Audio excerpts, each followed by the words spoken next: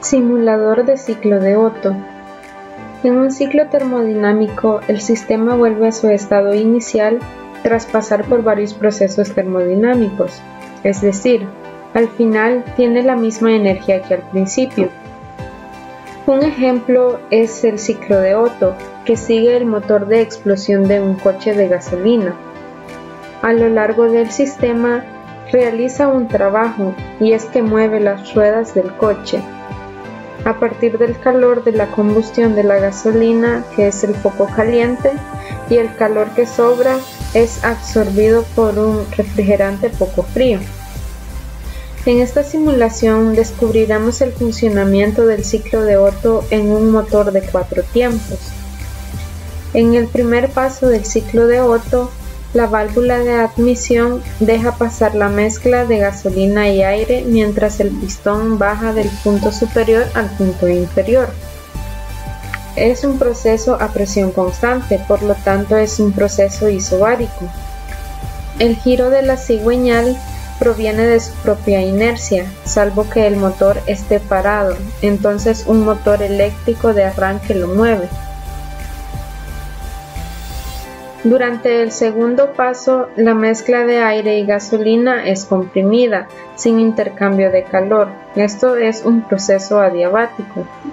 De nuevo, el movimiento proviene de la inercia cigüeñal. Cuando el pistón llega al punto muerto superior, una chispa en la bujía provoca la combustión de la mezcla, aumentando su presión a volumen constante. Se le conoce como un proceso isocórico.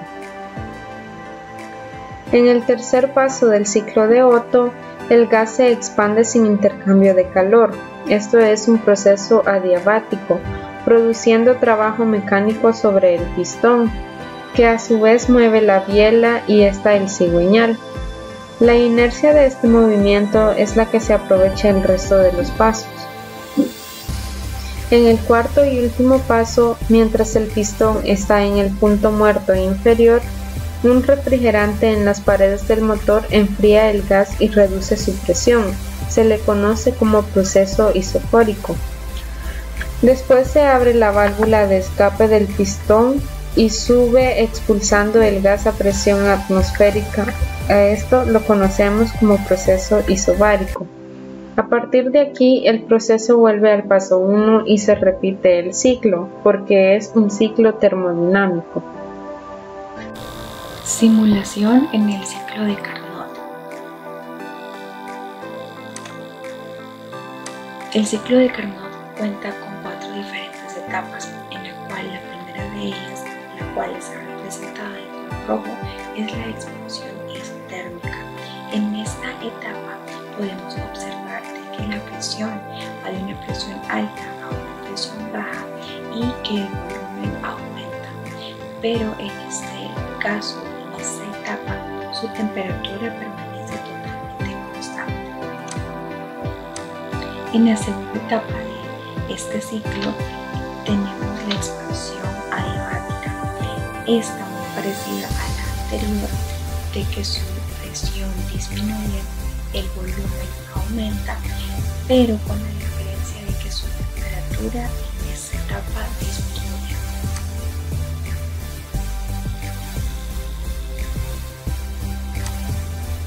La tercera etapa es la convección isotérmica, en la cual podemos observar de que su volumen va de un volumen mayor hacia un volumen menor y su presión aumenta.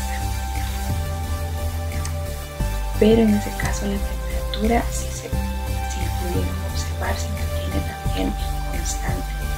Aquí ya se empezó en la conversión.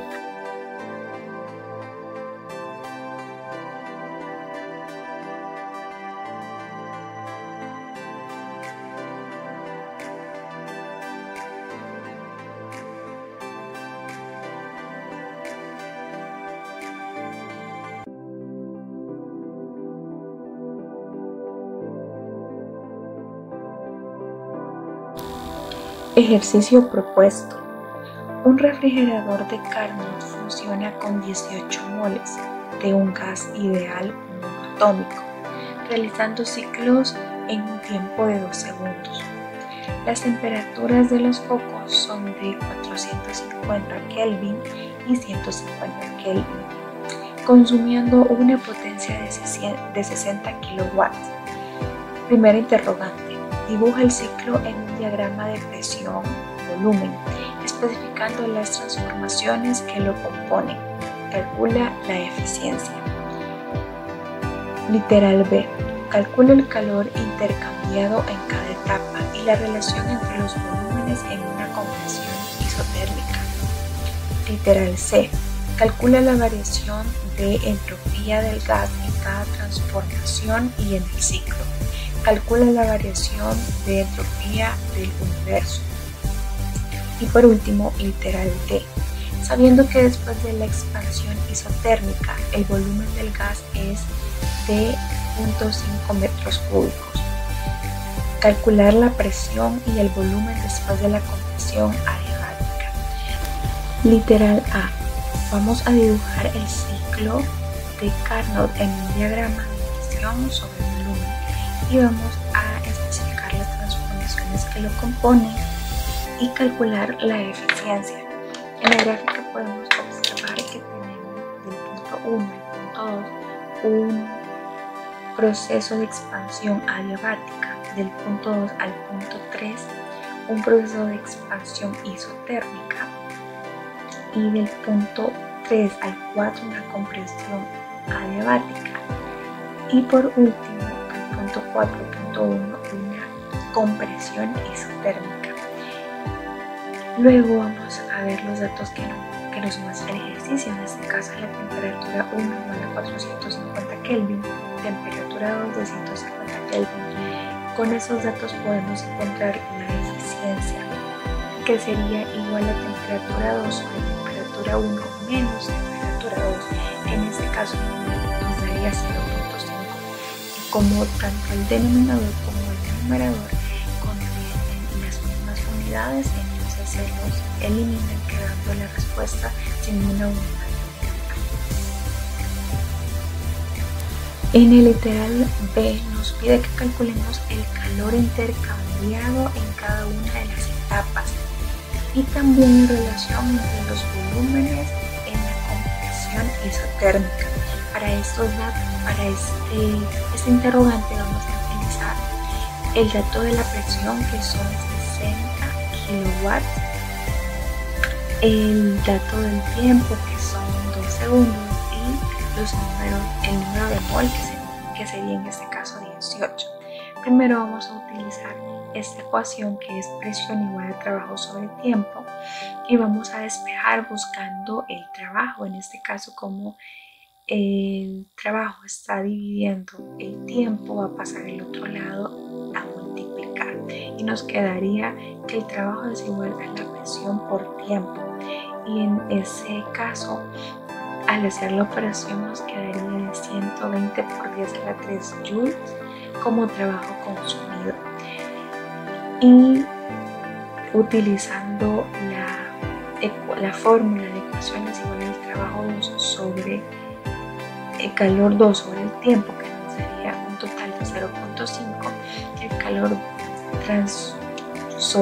absorbido en el punto de 2 a 3. Luego nos va a dar que tenemos un calor al despejar la fórmula de 6 por 10 a la 4 joules. El trabajo es igual al calor 1 más el calor 2. El calor 1 es un calor cedido en los puntos del 4 al 1.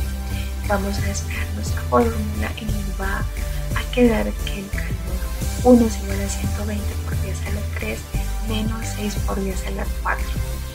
Y eso nos da un total de calor 1 de menos 18 por 10 a la 4 joules. Y al utilizar esta otra ecuación vamos a obtener que el calor 1 es igual al número de moles por la constante, que es R, temperatura 1, logaritmo natural del volumen 1 sobre el volumen 4, el cual el volumen 1 y el volumen 4 sería de 0.07.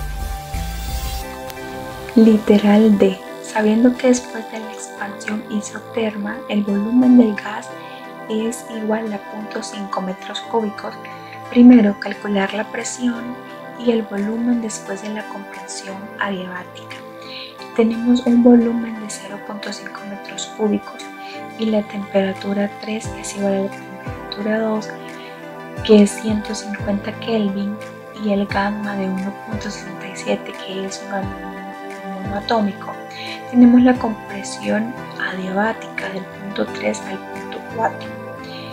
Y aquí mostramos una de las ecuaciones de la segunda ley de la termodinámica, que es temperatura 3 por volumen 3 elevado al gamma menos 1 es igual a temperatura 1 por volumen 4 elevado al gamma menos 1.